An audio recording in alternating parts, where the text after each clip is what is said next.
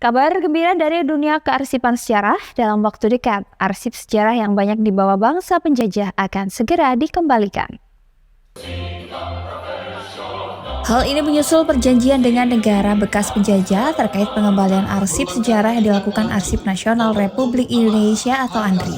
Kepala ANRI Imam Gunarto mengatakan, kita punya perjanjian dengan negara bekas penjajah dan arsip yang dibawa secara digital sudah dikembalikan ke Indonesia.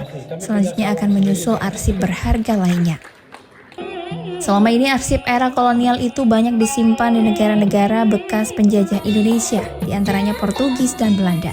Ada arsip pembahasan BBUPKI yang disimpan tokoh-tokoh kala itu, namun ada juga yang disimpan Belanda dan dalam dekat ini akan segera ditarik untuk pelengkap informasi. Selain itu, ada juga arsip tentang kemerdekaan Indonesia tahun 1945, namun Belanda baru mengakui tahun 1946. Dokumen asli dari arsip ini yang dimiliki Sekretaris Negeri Belanda ternyata tersimpan di Australia, namun sudah dibawa ke Belanda, pihaknya sudah meminta kopi arsipnya ke Belanda. Menurutnya, untuk arsip yang paling berharga adalah teks proklamasi yang ditulis tangan oleh Soekarno dan pihaknya punya teknologi manual dan digital untuk arsip-arsip berharga ini. Terbaru, ANRI akan menerima penyerahan dokumen arsip yang cukup tua di masa penjajahan, yaitu arsip kegiatan Gubernur Jenderal Hindia Belanda yang dilaporkan ke Ratu Belanda setiap bulan. Selama ini arsip tersebut dimiliki Belanda, namun arsip kegiatan selama menjajah masih tersimpan di ANRI. Dari sekian arsip yang dimiliki ANRI, yang paling kuno adalah arsip tahun 1602. Arsip ini mengisahkan kedatangan VOC pertama kali. Mereka membuat buku harian selama masuk ke Nusantara. Ada juga arsip yang jauh sebelum VOC sekitar tahun 1509. Periode ini ketika Portugis masuk ke Nusantara dan arsip kuno ini dikopi langsung dari Portugal. Untuk arsip kuno yang lebih tua banyak tersimpan di keraton-keraton yang paling tua prasasti Yupa abad 4-5 Masehi di Kutai Kertanegara.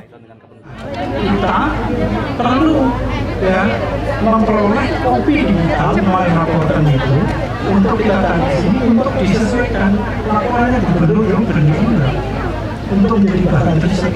Jangan-jangan peristiwanya kayak gini, gubernurnya lapor seperti apa untuk menyenangkan kekasan uang.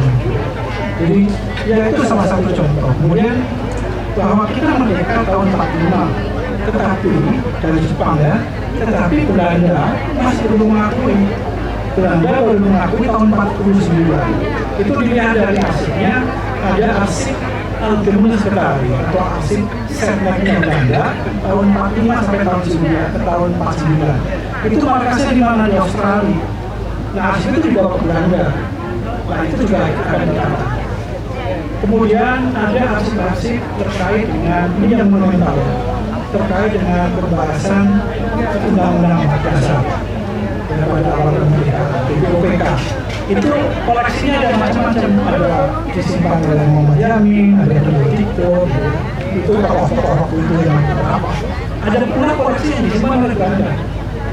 Nah itu kita juga sedang berusaha untuk menarik arsip itu sebagai pelengkap informasi yang ada di sini. Masih banyak lagi. Ihsan Semesta, JTV Banyuwangi.